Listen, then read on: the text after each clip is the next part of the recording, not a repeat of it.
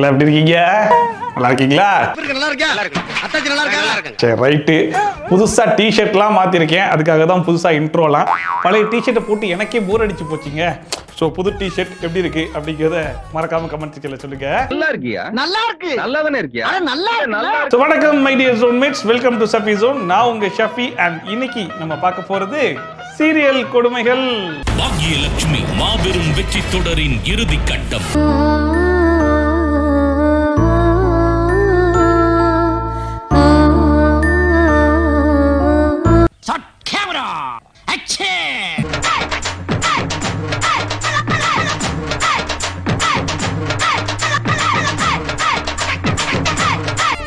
இந்த கோரிக்கை நிறைவேற்றப்பட்ட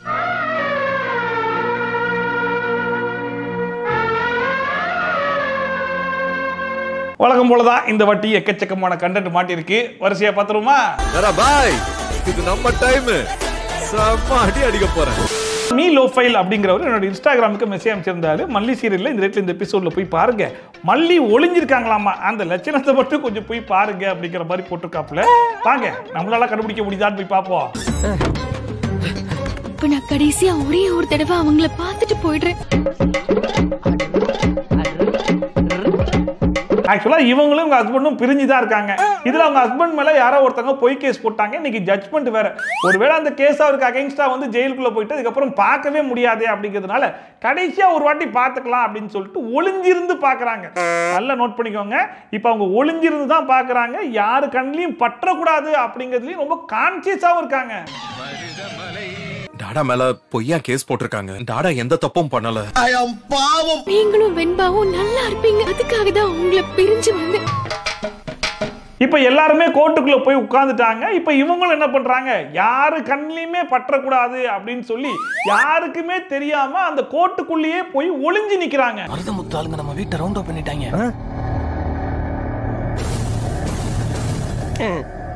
எல்லாம் நம்ம ஆளுங்க தான். ஒளிஞ்சிருக்க லட்சணம் அந்த மாதிரி. எப்படி தெரியாம கூட யாரு கண்ணிலையும் பற்றக்கூடாதுன்னு சொல்லி ஒருத்தன் ஒளியணும்னா அவன் எப்படி ஒளியணும்ன்றதுக்கு ஒரு பெஸ்ட் எக்ஸாம்பிளா செட் பண்ணிருக்காங்க.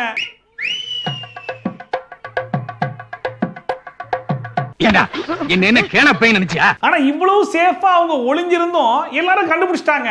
அது எப்படி தெரியுமா? விஜய் மாமா தான் மாடியில இருந்து தள்ளி விட்டு கொன்னாரு. இல்ல அவ போய் சொல்றா.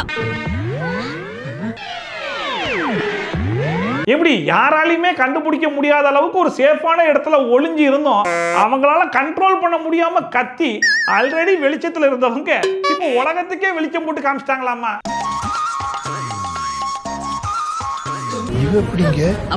என்ன சொல்ல முகலாம திடுதிப்புன்னு வந்து நிக்கிறீங்க? எப்படா சிரிக்காம இப்படிப்பட்ட காமெடி எல்லாம் எடுக்கிறீங்க? இத்தனைக்கும் ஒளிஞ்சிருந்த அந்த அம்மாவை கூட விட்டுறலாம்.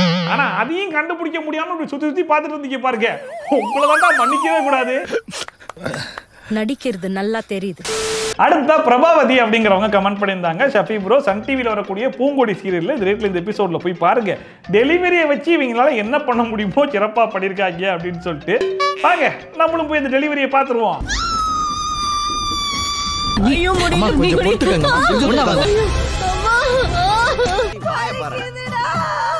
அன்னைக்கு திடீர்னு வலி வந்துருச்சுமா. அவளுக்கு நல்லபடியா குழந்தை பிறக்கணும்னு நான் சாமி கிட்ட வேண்டிக்கிறேன். டாக்டர் கிட்ட கேட்டுட்டு என்ன விஷயம்னு சொல்லு. எமர்ஜென்சியா டெலிவரி பெயின் வந்த உடனே ஆம்புலன்ஸ்ல ஏத்திட்டு அந்த பிள்ளையை கொண்டு வந்து ஹாஸ்பிட்டல்ல அட்மிட் பண்ணிட்டு இன்னொரு பக்கம் இந்த பிள்ளை அவங்க அம்மாவுக்கு கால் பண்ணி விஷயத்தை சொன்னோன்னா அந்த அம்மா என்ன சொல்றாங்க, ஒன்னும் கவலைப்படாது, நான் கோவில்ல தான் இருக்கேன், நல்லபடியா குழந்தை பிறக்கணும்னு வேண்டிக்கிறேன்னு சொல்லி சொன்ன உடனே நான் கூட நினைச்சேன்னா சரி ரைட்டு, அவங்க வேண்டுதல்னால நல்லபடியா குழந்தையும் பிறந்துடும். இந்த அம்மா வேண்டுதலை முடிச்சுட்டு நேரம் ஹாஸ்பிட்டலுக்கு வந்து குழந்தைய தூக்கி வச்சு கொஞ்சம் போறாங்க போல இருக்குன்னு நினைச்சேன்.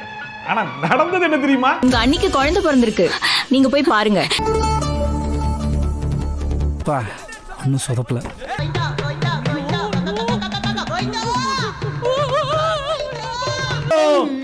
எப்படி இது? எஸ், இதுக்கு நீங்க ஓ மை காட் சொல்லணும். Oh my God! Oh my God! கோவிலுக்கு போன அந்த அம்மா வேண்டுதலை முடிச்சுட்டு வீட்டுக்கு கூட முழுசா வந்து சேரல. அதுக்குள்ள இந்த புள்ள குழந்தையை பெத்து டிஸ்சார்ஜ் பண்ணி நேரா வீட்டுக்கே வந்துருச்சாமா. அங்கேயே நில்லு, உன்னதான் இங்க வரக்கூடாதுன்னு அப்பா சொல்லிருக்காருல. என்னடா ஏண்டா நார்மல் டெலிவரியா இருந்தா கூட ஒரு 2 நாளைக்கு ஹாஸ்பிடல்ல வச்சு அனுப்ப மாட்டீங்க. இது என்ன எக்ஸ்பிரஸ் டெலிவரியா? குழந்தை பிறந்த உடனே இந்தம்மா குழந்தை கிளம்புமா அப்படின்னு சொல்லிட்டு உடனே அனுப்பிச்சு விட்டுருக்கீங்க. ஆஹா எல்லா காரசிங்கம் ரொம்ப கண்மூடித்தனமா போயிட்டியடா. ரூபஸ்ரீ வரதராஜ் அப்படிங்கிறவங்க கமெண்ட் பண்ணியிருந்தாங்க, ஷஃபி ப்ரோ ஜி தமிழ்ல வரக்கூடிய சந்திராகம் சீரியல்ல இந்த எபிசோட்ல போய் பாருங்க, பூஜையை வச்சு சிறப்பான சம்பவம் பண்ணியிருக்காங்க அப்படின்னு சொல்லிட்டு. இது ஒன்றும் சாதாரண சம்பவம் இல்லைங்க, தரமான சிறப்பான சம்பவம். என்னங்கிறத நானே சொல்றேன் வாங்க. காளி சூலி ஹோலி ஏடா குத்தி புட்ட என்னையா ஒரு சின்ன கனவுதான். பட் இந்த கனவு நிஜமாயிடக்கூடாது அப்படிங்கிறதுக்காக அந்த அம்மா என்ன பண்றாங்க, அவங்க புருஷனுக்காக வீட்டுல ஒரு பூஜையை அரேஞ்ச் பண்றாங்க. என்ன திடீர்னு வந்திருக்கீங்க? நான் தான் அத வர சொன்னேன். இங்க ஒரு பிரச்சனை இருக்கு. பட் அந்த பூஜையில ஒரு ட்விஸ்ட் வச்சிருக்காங்க. அந்த ட்விஸ்ட நான் சொல்றதை விட பூசாரியே சொல்வாரு, கேட்டுக்கோங்க. இந்த பூஜை பண்றதுக்கு முக்கியமான ஒரு ஆள் இருக்கணும். ரெடி ஆயிட்டா? சரிண்ணே. அவரோட மனைவியும் ஐயாவோட பொண்ணு தான் முக்கியமான சில சடங்குலாம் செய்யணும். ஐயாவுடைய பொண்ணு தான் வந்து இந்த பூஜையை பண்ணணும் அப்படிங்கிற மாதிரி பூசாரி சொன்ன உடனே அங்க இருக்கிற அம்புட்டு பேரும் சாக் ஆகுறாங்களே. ஏன்னு தெரியுமா? அதை நானே சொல்லிடுவேன். பட் இருந்தாலும் நான் சொல்றதை விட அவங்க அப்பா வாயால சொன்னாதான் நல்லா இருக்கும். அவரே சொல்றாரு, கேளுங்க. பெத்த தகப்ப முக்கியம் இல்லன்னு கெட்டவனை நம்பி வீட்டை விட்டு வெளியே போனா எனக்காக வந்து எதையும் செய்ய வேண்டாம். No flow sir, no flow. வசனம் சார் வசனம். பழைய தான் சார். என் பேச்சு கேட்காம எவன் கூடயே ஓடி போனவெல்லாம் வந்து எனக்கு பூஜை பண்ணக்கூடாது அப்படிங்கிற மாதிரி ஸ்ட்ரிக்டா சொல்லிட்டாப்லையா. பட் இருந்தாலும் இதே மனுஷன் இன்னொரு ஆப்ஷனையும் கொடுக்குறாப்ல. அது என்ன ஆப்ஷன்றத நான் சொல்லுவா, அவரு சொல்லட்டுமா? சரி, அவரே சொல்லிட்டு கேளுங்க. என்கிட்ட ஒரு ஃப்ளோ சொன்னீங்களா, அதை அப்படியே விட்டு கொஞ்சம் சொல்ல முடியுமா? அவ்வளவு வர சொல்லாம பூஜையை செய்ய ஏதாவது வழி இருக்கான்னு கேட்டு பாருங்க. பொண்ணு வரக்கூடாது, பொண்ணு இல்லாம இந்த பூஜையை பண்ண முடியுமான்னு சொல்லி கேட்க சொல்றாப்ல. அவங்க அம்மாவும் போய் கேட்ட உடனே பூசாரி அதுக்கு ஒரு ஆப்ஷன் கொடுக்குறாப்ல. தனாவை வர வைக்காம இந்த பூஜையை பண்ண முடியுமா? அதுக்கும் பேசா இருக்கே. என்ன 3 சுமங்கலி பொண்ணுங்களை வீட்டுக்கு வர சொல்லி அவங்கள வச்சு சாங்கியம் எல்லாம் பண்ணிடலாம். ஆனா பரவாயில்லையே, இப்படியும் ஒரு ஆப்ஷன் இருக்குன்றத முன்னாடியே ஏன் பூசாரி சொல்லல அப்படின்னு சொல்லி கேட்டா, எனக்கே இப்பதானங்க சொன்னாங்க அப்படிங்கிற மாதிரி சொல்றாப்ல. புரியுதா? புரியலையா? இருங்க, அதையும் அவரே சொன்னா உங்களுக்கு புரிஞ்சிடும், கேளுங்க. நீங்க சொன்னதாலதான் நான் 3 சுமங்கலி வச்சு பூஜை பண்ணலாம்னு சொன்னேன். கண்டிப்பா ஐயாவோட பொண்ணு வந்து செஞ்சாதான் இந்த பூஜை பலிக்கும். எத்தனையோ இடையறாத பணிகளுக்கு மத்தியிலும் இந்த மகா சிந்தனை உங்களுக்கு எப்படி தோன்றியது? அப்ப ஹீரோயின் சொல்லி தான் பூசாரி இந்த விஷயத்தை கன்வே பண்ணிருக்காப்லையா? சரி ரைட், இது எப்படி கன்வே பண்ணாங்க அப்படிங்கிறதுக்கு ஒரு பிளாஷ்பேக் காட்டிருப்பாங்க. அதுல இந்த சீக்கிரட்டை எவ்வளவு சீக்கிரட்டா சொல்லிருக்காங்கன்னு மட்டும் பாருங்களேன். என்ன நடந்துச்சுன்னா,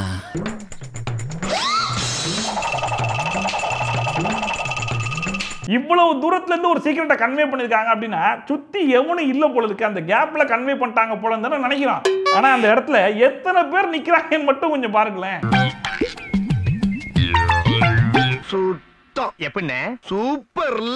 இந்த கிரவுடுக்கு நடுவுல பூசாரி காதல குசு குசுன்னு சீக்கிரட்டா சொல்லிட்டாங்களாமா. சரி ரைட், இதெல்லாம் கூட ஓரமா விட்டுலான்னு வைங்க. இதுக்கப்புறம் நடக்க போறது தான் ரியல் சம்பவமே. ஆனா சிறப்பான தரமான சம்பவம்.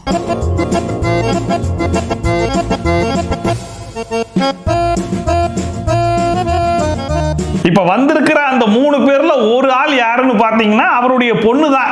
யாருக்கும் தெரியாம அவர் பொண்ணை வச்சு இப்ப பூஜையை முடிக்கிறது தான் பிளானா. இந்த 3 பொண்ணுல ஒரு பொண்ணு ஏன் தனாவா இருக்க கூடாது? முதல்ல இவங்க முகத்தெல்லாம் நான் பாக்குறேன். பரவாயில்லையே, வழக்கமான மக்கு வில்லிகள் மத்தியில இப்படி ஒரு புத்திசாலி வில்லியா அப்படின்னு நானே வியந்து பார்த்தேன். இப்ப அந்த முக்காடை எடுத்து பார்த்து கண்டுபிடிக்க போறாங்க, அதோட சீனே முடிய போகுது அப்படிங்கிற மாதிரி நினைச்சீங்கன்னா அதான் இல்ல. இங்க தான் வச்சிருக்காங்க ஒரு ட்விஸ்ட். இது ஒன்றும் சாதாரண ட்விஸ்ட் கிடையாது. சீரியல் வரலாற்றிலே இப்படி ஒரு ட்விஸ்ட்டை நீங்க பார்த்துருக்கவே முடியாது. இந்த மாதிரி நிகழ்ச்சி இதுக்கு முன்னாடி நிறைய நடந்திருக்குது, ஆனா இதுதான் ஃபர்ஸ்ட் டைம்.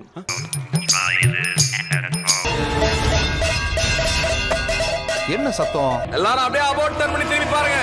முகத்துல இருந்து துணி எடு. எப்படிடா வெறும் பாத்திரம் சவுண்ட் தானடா கேட்டுச்சு, அந்த கேப்ல ஆள் மாறாட்டமே பண்ணிட்டீங்களான்னு சொல்லி கேட்டா அதுக்கும் ஒரு பிளாஷ்பேக் வச்சிருக்காங்க. தனா உங்க கூட தானே இருந்தா, எப்படி மாறினா? அதுவா? எத்தனை பிளாஷ்பேக் போவீங்க?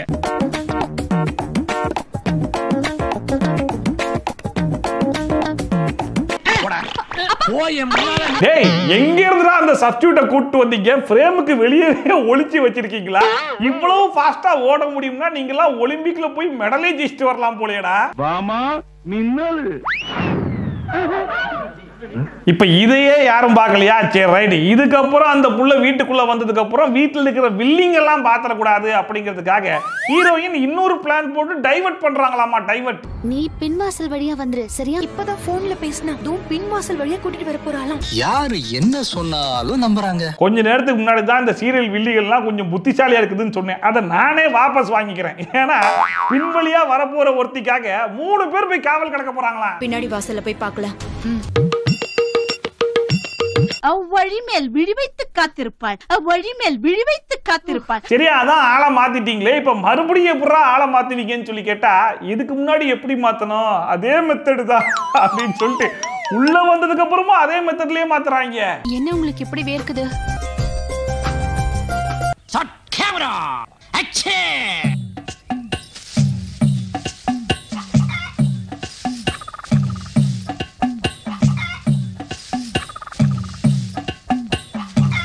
திரும்பி பார்த்த கேப்ல ஆளை மாத்துறாங்க. கண்ணை தொடச்ச கேப்ல ஆளை மாத்தி பூஜையவே முடிச்சுட்டாங்க.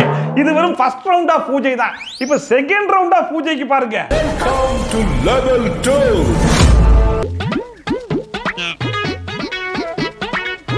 எப்படி பாருங்க, கண்ணாடி எடுத்து மூஞ்சில கிளார் அடிச்சுட்டே இருக்காங்களா. அவரு அடிமா அடிமா அந்த புள்ள பூஜையை முடிக்கிற அடிமா சொல்லி காத்துக்கிட்டு இருக்காப்ல.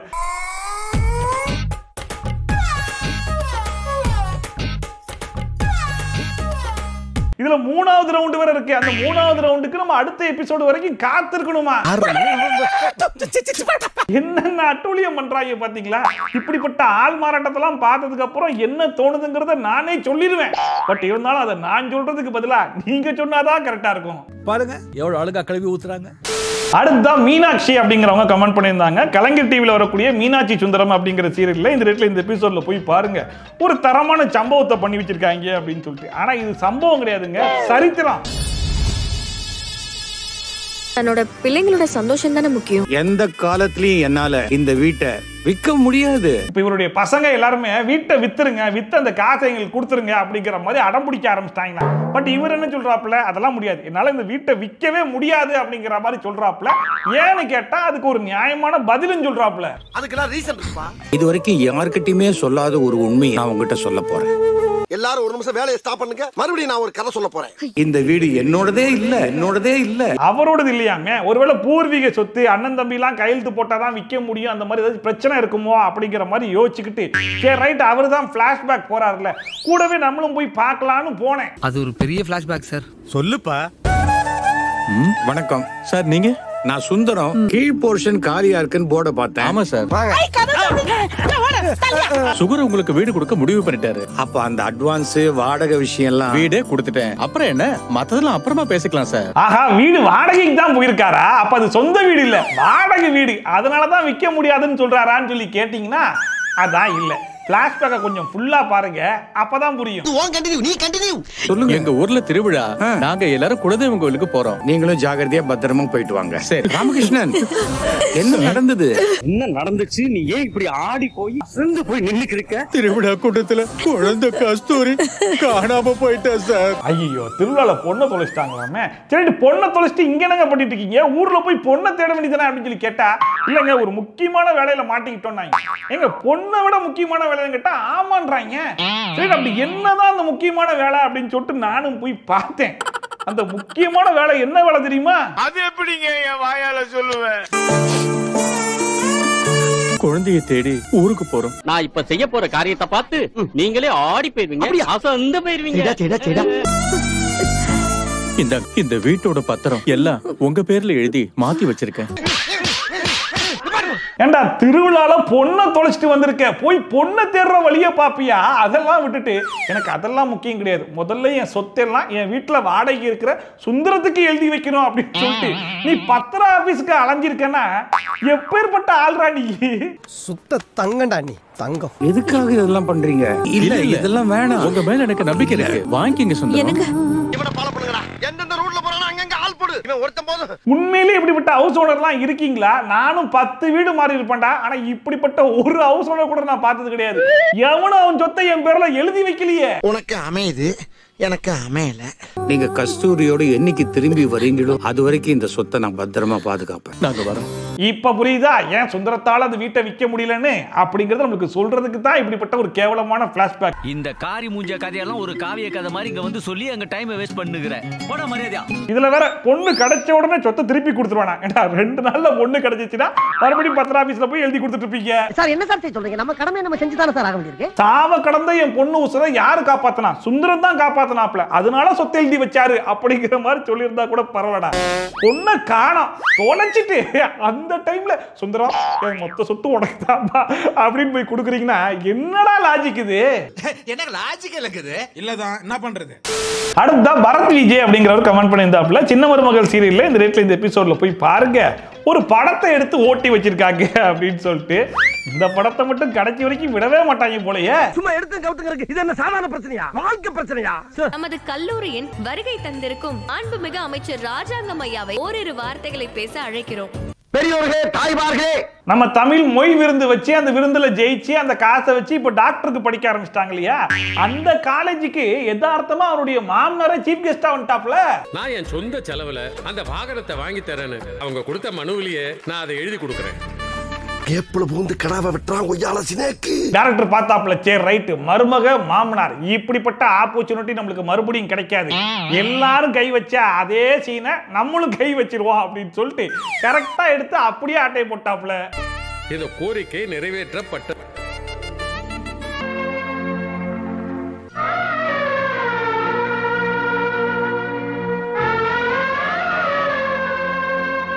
இன்னும் 400 வருஷம் ஆனாலும் சரி சூரிய வம்சத்துல வந்து இந்த சீனை எடுக்காத சீரியல்னு ஒண்ணு வரவே வராது போலயே. வாய்ப்பில்லை ராஜா, வாய்ப்பில்லை.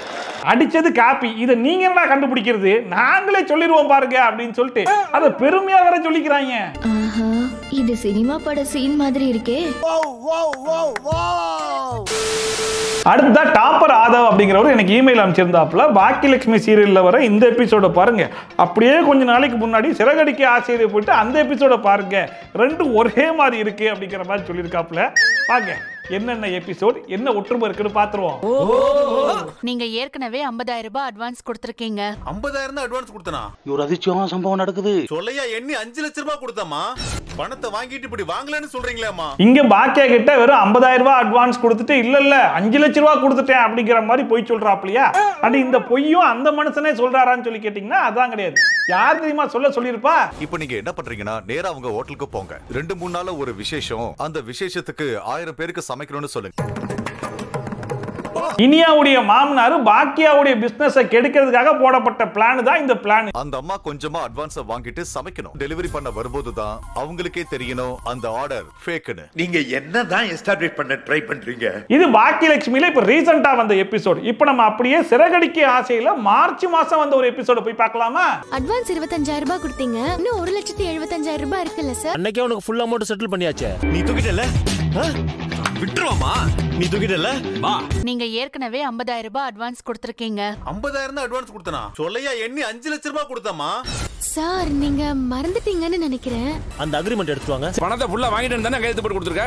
இங்க ஹீரோயினை பாருங்க, அட்வான்ஸ் அமௌண்ட் மட்டும் வாங்கிட்டு மீதி எல்லாம் கை காசை போட்டு வேலையை முடிச்சிட்டு மீதி காசை கேட்டு போகும்போது இல்லையே மொத்த காசையும் கொடுத்துட்டேனே அப்படின்னு சொல்லி ஏமாத்துறானா? சரி ரைட், இங்கேயும் அவனா ஏமாத்துறானான்னு சொல்லி கேட்டீங்கன்னா அதான் கிடையாது. இங்க யார் சொல்லி தெரியுமா ஏமாத்திருப்பான்? பணத்தை கொடுத்து சைன் வாங்கிட்டேன். சொன்ன மாதிரி சரியா பண்ணிட்ட கண்ணு. எப்பவுமே உங்ககிட்ட தானே ஆர்டர் கொடுப்பேன். ஆனா நீங்க எதுக்கு அந்த பொண்ணுக்கு கொடுக்க சொன்னீங்க? எல்லாம் ஒரு உள்நோக்கம் தான். மனிதாபிமானம் தான் மாப்ள. பூவெல்லாம் செடியில பூத்து நல்லா குலுங்கணும்ல, அப்பதானே கிள்ளி எடுக்க முடியும். இவளையும் அப்படித்தான் எடுத்து தூக்கி போட போறேன். என்னோட பிசினஸ்க்கே போட்டியா வரியா அப்படின்னு சொல்லி வில்லி பார்த்த வேலை தான் இந்த பிளான். ஆமா, கிட்டத்தட்ட ரெண்டுமே சேம் கான்செப்ட் தான். பட் என்ன, இங்க அட்வான்ஸ் அமௌண்ட் வாங்கிட்டு மொத்த வேலையும் முடிச்சிட்டாங்க, அங்க அட்வான்ஸ் அமௌண்ட் மட்டும் வாங்கியிருக்காங்க, எந்த வேலையும் ஆரம்பிக்கல. அவ்வளவுதான் டிஃபரன்ஸ். நமக்குள்ளே இருக்கட்டும். அப்படியா? கடைசியா சுரேந்தர் ராமநாதன் அப்படிங்கிறவர் கமெண்ட் பண்ணியிருந்தாப்புல, பாக்கியலட்சுமி சீரியல்ல இறுதி அத்தியாயம் அப்படிங்கிற விஷயத்தை கேட்ட உடனே ஓடி வந்துட்டேன் அப்படிங்கிற மாதிரி போட்டிருக்காப்புல. என்ன சொல்றீங்க, இறுதி அத்தியாயமா?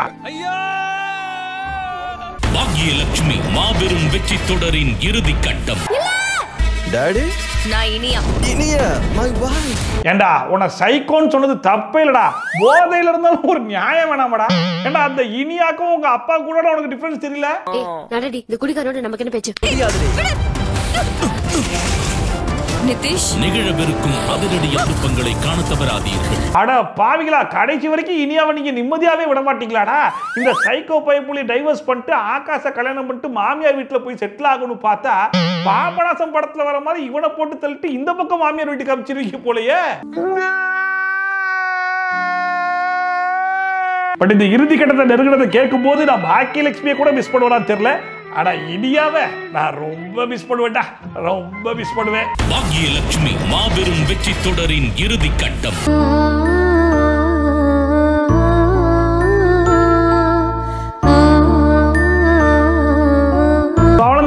இன்னைக்கு இந்த வீடியோ பார்த்து கொஞ்சமா என்ஜாய் பண்ணிருப்பீங்க நம்புறேன். ஒருவேளை நீங்க என்ஜாய் பண்ணீங்கன்னா அது மறக்காம கமெண்ட் செக்ஷன்ல சொல்லுங்க. இதே மாதிரி ட்ரோல்ஸ் அண்ட் ரிவ்யூஸ்லாம் நீங்க கண்டிப்பா பார்க்கணும்னு நினைச்சீங்கன்னா மறக்காம சப்ஸ்கிரைப் பண்ணிட்டு பக்கத்துல இருக்க பெல் ஐகான் டான் தட்டி விட்டீங்கன்னா நான் போடுற வீடியோட நோட்டிஃபிகேஷன்லாம் டான் டைம்க்கு வந்து சேர்ந்துடும். ஸோ வீடியோ மாதிரி சூப்பரான வீடியோட சூப்பரான ரிவ்யூவோட சூப்பரான ட்ரோலோட உங்களுக்கு சந்திக்கலாம். பை ஷாப்பி டாடா பை அண்ட் டேக் கேர்.